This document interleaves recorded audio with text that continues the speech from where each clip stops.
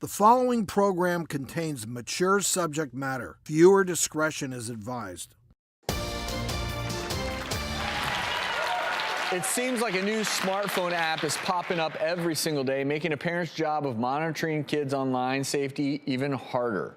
So here to show us how to be a mom-tector, clinical psychologist and attorney, Dr. Lisa Strohman. Welcome back. Thank you. Thank you.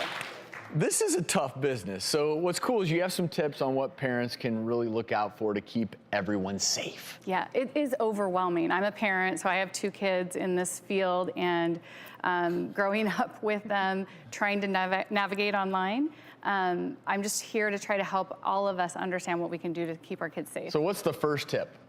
So the first tip I would say is to understand that there's something called vault apps or calculator apps that are out there.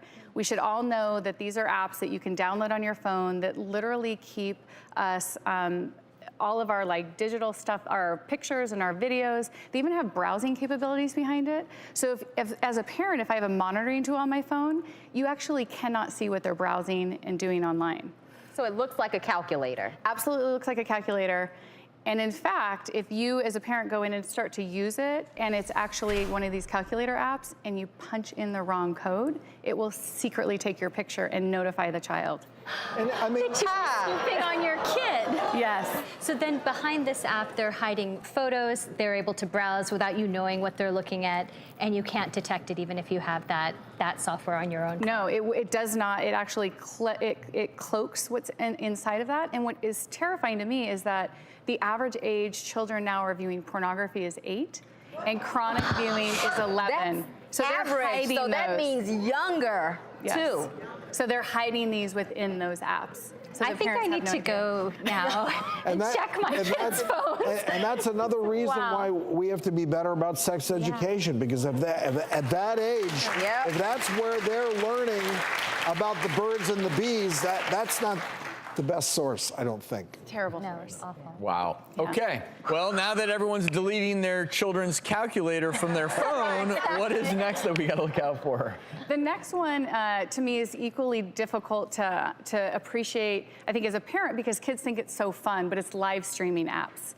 And so kids are getting bored and they're doing things, and so they basically can go online, and typically behind the closed door of their bedrooms or bathroom, they just turn on this live stream and they start talking to the world.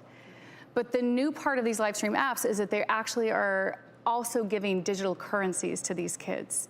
And so you can gift someone these digital currencies with peace balloons or diamonds, and those are convertible over into PayPal, and these kids are making money.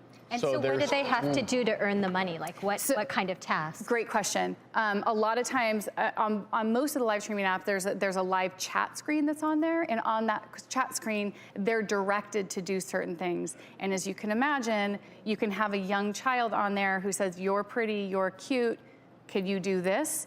I'll give you a peace balloon." And so it's turning into, to me, kind of a digital strip platform for these kids making money. Whoa. And so this is being funded by the other person, whoever wants you to do the task. So a lot of times it's probably some type of predator who has the financial means to pay these kids. Absolutely. Certainly adults, yes. I'm speechless. Yeah. But there's another one also we should look out for. The last one that I want to talk about, from my perspective, is maybe it's not quite as scary as the other ones, but it could be as scary. Because as a parent, you're not really always sure whether or not your kids feel self-secure or their self-esteem is high enough. The avatar apps that are coming out now is a big one. They can actually create what they want, a digital platform for themselves, where they create the little character, and then instead of having to actually speak their own voice, if they type it in, the avatar speaks for them. And so they can go out there, which is really fun for kids. If you're kind of awkward or you have pimples, right? Now you don't have to show yourself.